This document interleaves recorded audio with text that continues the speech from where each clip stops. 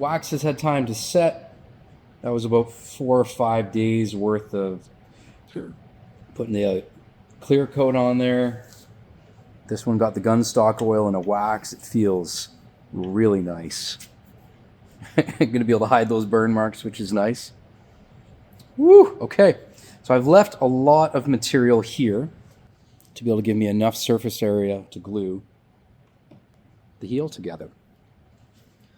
It's a good fit. I love that transition. And I'm gonna try not to spill too much glue out. I'm gonna get some tools ready to help clean that. I'm gonna quickly get a toothbrush so that I can scrub off any glue that drips out. Found a homemade cup, fresh toothbrush. Keep those aside for when I need it. I'm going to be brushing the glue on with literally just a paintbrush. You got to do it mostly in the heel. 2 clamps to hold it together, one here, one here. I'll be stacking a couple little blocks in there, protecting the frets, paper towel, and some paper towel on the back. Let's see if it goes as planned.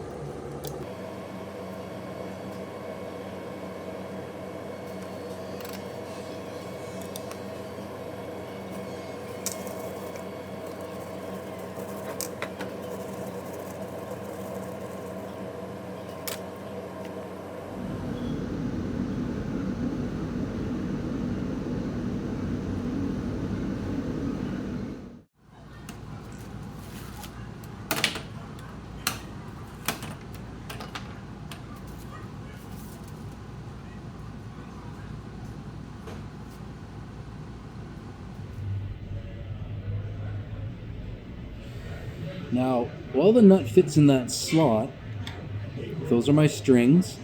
I want the nut slot deep enough that it just hovers above. Yes, there's a measurement, but we're going to get it close. You know, it's going to be less than the thickness of that ruler. I could use a feeler gauge and really get it perfect, but at the moment, you can see that there's quite a height difference in the current slots. So I'm going to have to bring either those slots down, or I could file, I don't know, 1 millimeter or so from the bottom of the nut, and that means less actual nut cutting. Now, I'm not sure yet if I'm going to have to take the size of this down at all. If I don't have to, bonus. If I do, that's fine. I'll just cut nut slots directly into the wood. I think that might look kind of neat. Anyways, let's figure that out.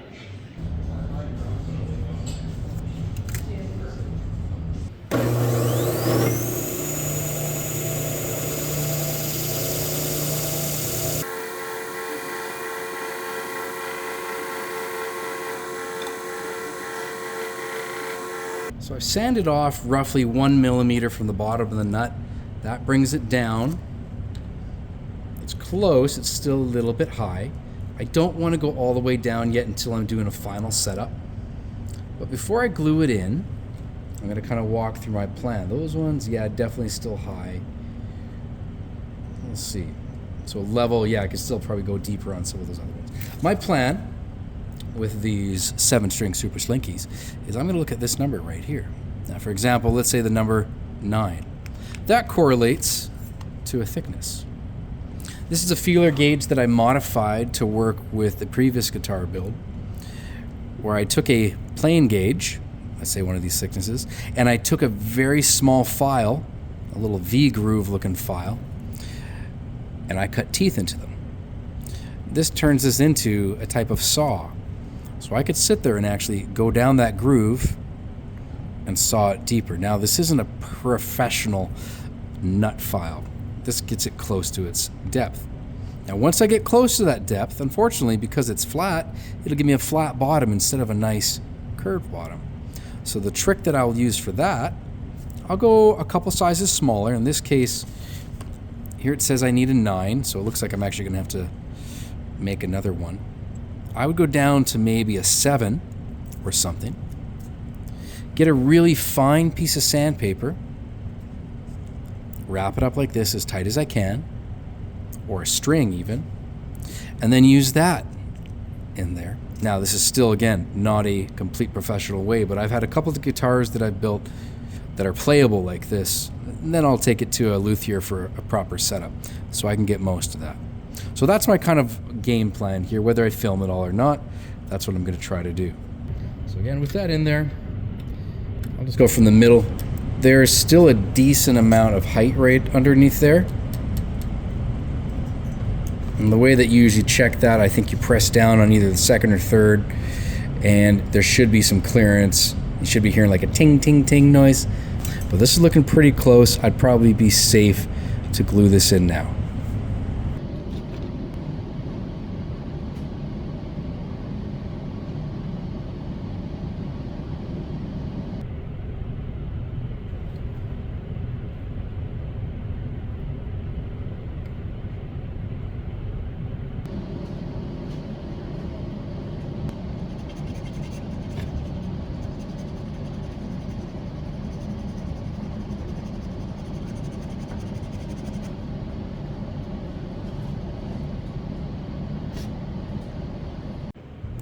Okay, that thing's attached.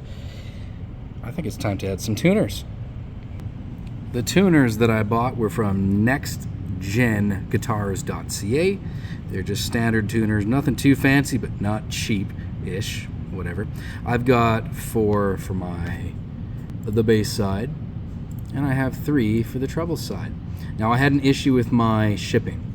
I called these guys up literally on the telephone, and that's right. Called them up on the telephone, and they took care of me right away, and 3 days later I had new parts in the mail. So thank you, Next Gen Guitars. You guys are great.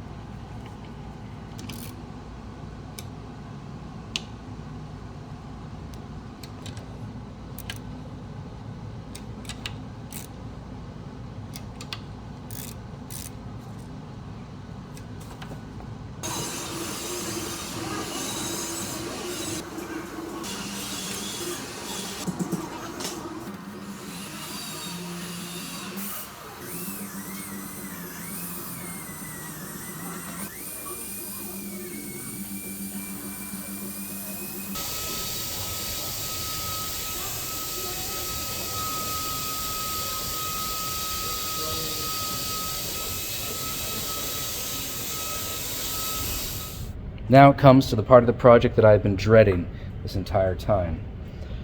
Installing the Tunomatic bridge and the tailpiece. The tailpiece is going to be getting mounted in with those in here. The Tunomatic bridge is going to be get installed with an insert and then this adjustable part. I need to make sure that this is perfectly dead center, not too far, not too far. It has to be perfect. This one, it can afford to be off by a little bit. If it is too much off, the strings will look funny, so I'm going to get that centered to the neck.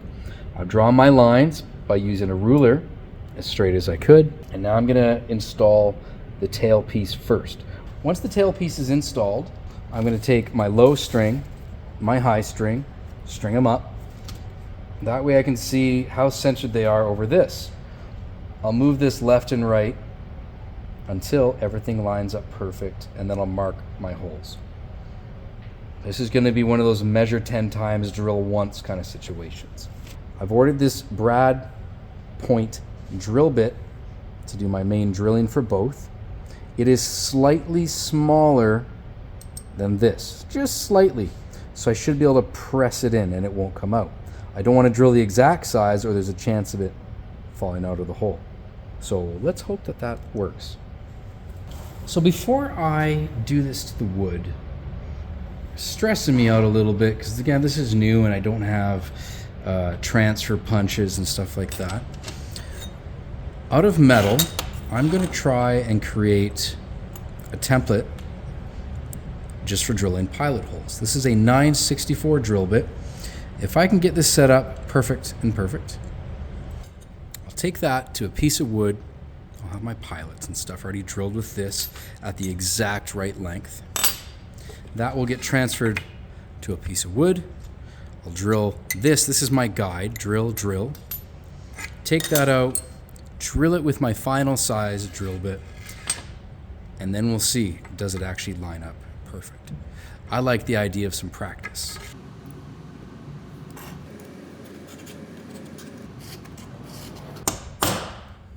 Then I'm going to get this lined up as best I can and get that one centered as well.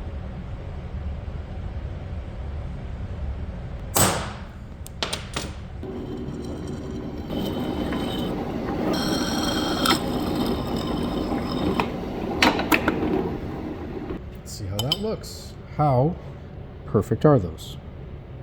Now, looks good. They do look centered. Let's go test it on a piece of wood. We're going to do the pilot hole straight as I can.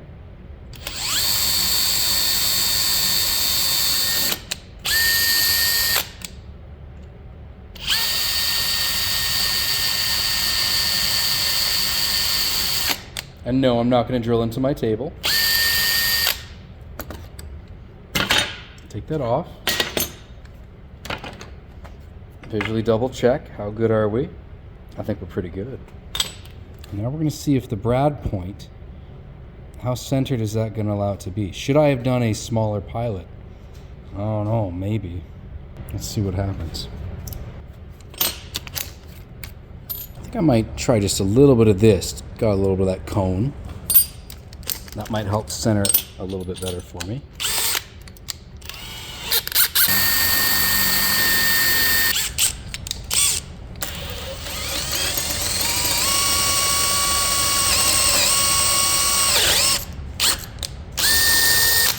I didn't like how that tore up the wood, but how will the hole turn out?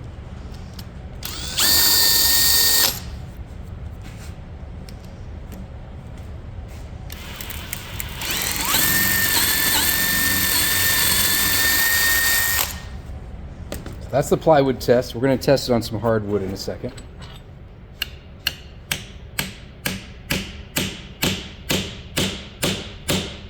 Going to go that deep. I'm not going to go all the way yet.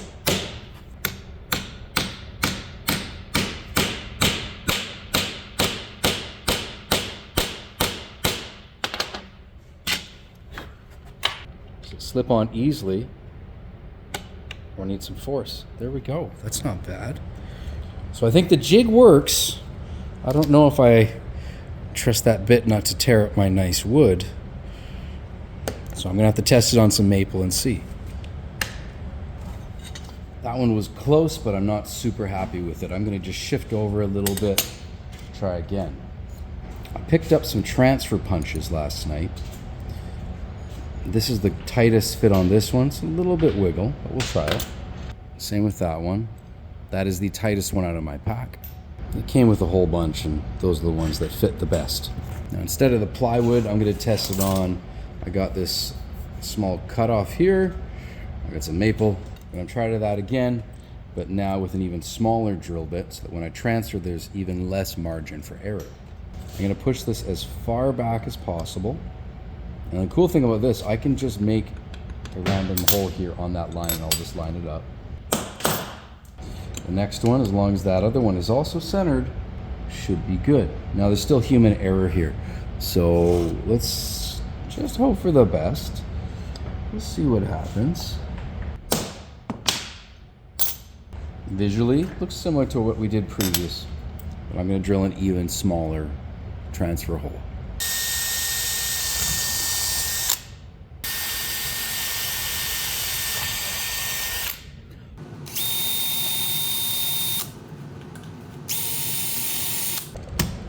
Now, it'd be cool if I had something like this that had like bushings of the exact size. One of these, that would eliminate a bunch. However, we don't got that. So smaller hole, less chance for wiggle.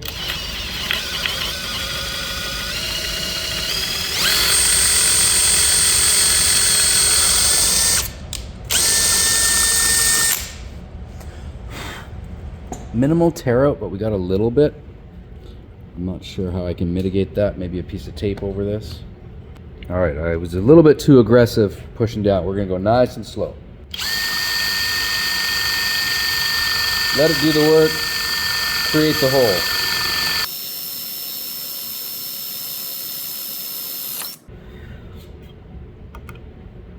Let's see how this is going into the maple. If it's too hard, or do I need a slightly bigger drill bit? Just put that much in for now. Make it easier to get out.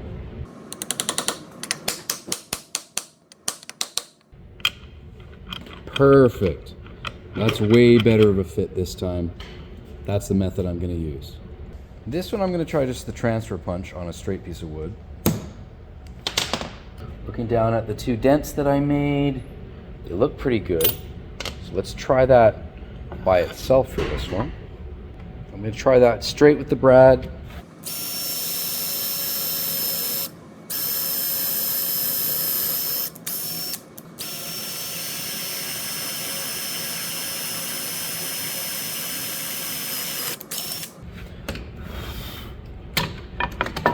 Try the same thing and press those ones in. It is a very tight fit, so I'm not certain if I want to go a little bit bigger.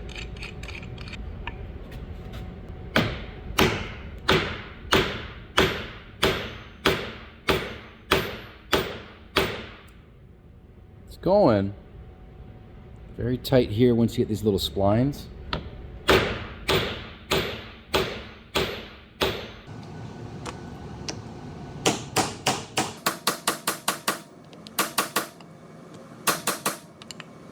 So it's definitely having a lot of difficulty going into this maple. But it's at least enough to check the spacing. See if that technique works before we move on to actually doing it.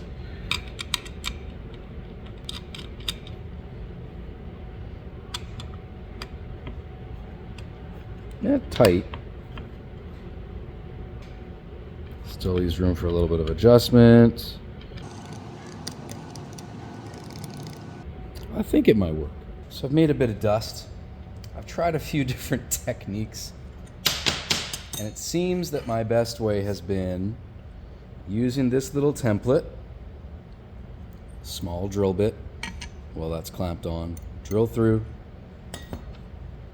Then I use my 11 mil brad, get it started. That gives me a nice clean hole, but because that's not quite big enough and that's too hard to pound those into the maple, I then ream the hole with a 29/64. I have to give it a little bit of a wiggle. And that is exactly what I want. Not too tight, not too loose. Goldilocks, just right.